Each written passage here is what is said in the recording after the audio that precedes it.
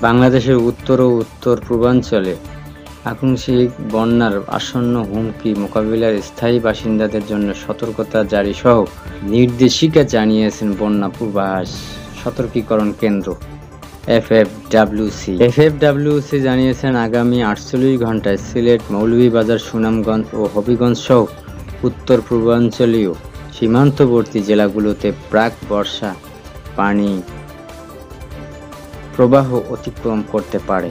বাসিন্দাদের তৎক্ষণাৎ সতর্কতা অবলম্বন করতে এবং সম্ভাব্য সরিয়ে নেওয়ার জন্য প্রস্তুত থাকার পরামর্শ দেওয়া হয়েছে। ইউএনবি জানিয়েছে, উত্তর-পূর্বাঞ্চলীয় জেলাগুলোতে নদীতে পানির স্তর দ্রুত বৃদ্ধি পাচ্ছে, যা বেশ কয়েকটি অঞ্চলের বন্যার ঝুঁকি তৈরি করেছে।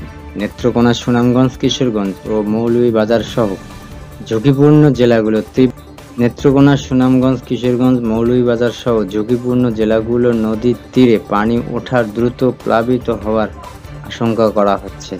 সর্বশেষ পরিস্থিতি সম্পর্কে অবগত থাকতে বাসিন্দারা বিডব্লিউবি বন্যা অ্যাপ এবং এফএফডব্লিউসি ওয়েবসাইটের মাধ্যমে বন্যাপ্রবণ এলাকার বাসিন্দাদের সতর্ক থাকতে এবং তাদের সম্প্রদায়ের সুরক্ষা নিশ্চিত করতে সরকারি নির্দেশনা অনুযায়ী আহ্বান জানিয়েছে পানি উন্নয়ন বোর্ড এবং সংশ্লিষ্ট কর্তৃপক্ষ। বাংলাদেশের উন্নয়ন বোর্ড বাফাইবি দুর্যোগ ব্যবস্থাপনা অধিদপ্তর পরিচালিত এফএফডব্লিউসি পরিস্থিতি নিরিবিলিভাবে পর্যবেক্ষণ করেছে এবং সতর্কতামূলক ব্যবস্থা গ্রহণের পরামর্শ দিয়েছে।